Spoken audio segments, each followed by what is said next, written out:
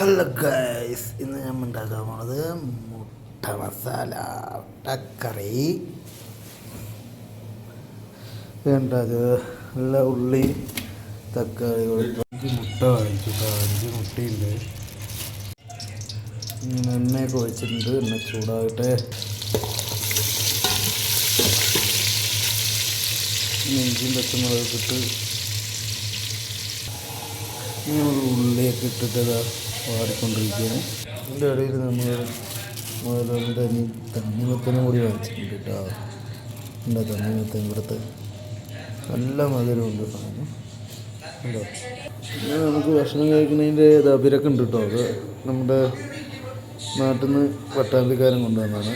എൻ്റെ ഒരാളാണ്. പിന്നെ നല്ല മാങ്ങച്ചാർ ഇതൊക്കെ ഉണ്ട് കേട്ടോ.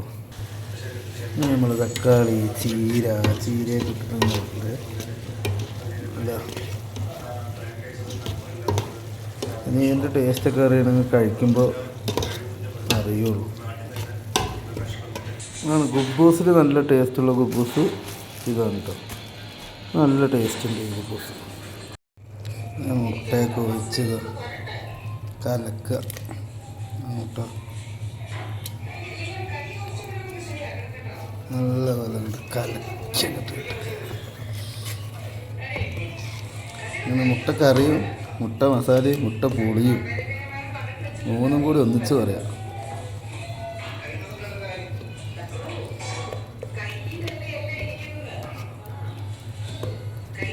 നല്ല ഗുബൂസും ഈ ടൈറ്റാണ് കേട്ടോ കറി. ഗുബൂസിൽ കലക്കാൻ വേണ്ടി വെച്ചിരിക്കുകയാണ്.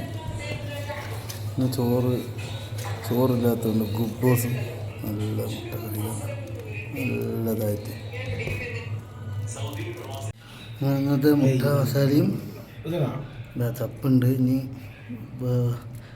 ഗുബൂസ് എടുക്കാൻ പോകണുള്ളൂ ഗൈസ്.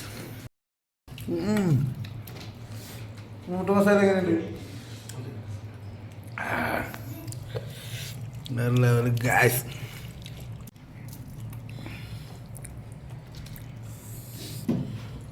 ഗുബൂസും മുട്ട മസാല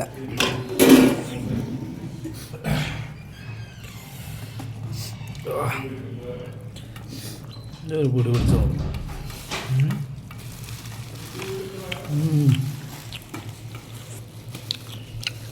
പുളിയല്ലേ? ഗുബൂസിന് പറ്റിയ കറി. രാവിലെ കഴിക്കണമെന്ന് വൈകുന്നേരം പേരേക്കും ഇടുന്നുണ്ടാവും. നമ്മൾ പാത്രം കാലിയാക്കി. കറിയും കാലിയായി, ഗുബൂസും കാലിയായി. ഭക്ഷണം കഴിച്ച് ഗൈസ് നമ്മളിങ്ങനെ ഒരു തണ്ണിമത്തൻ കഴിക്കാൻ പോവാണ്.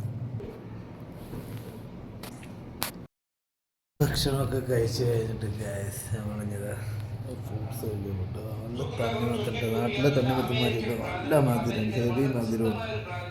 അതേമാതിരി കുരുവ് കമ്മിയാണ് കേട്ടോ. തുള മാത്രമേ ഉള്ളൂ, കുരുവ് കമ്മിയാണ്.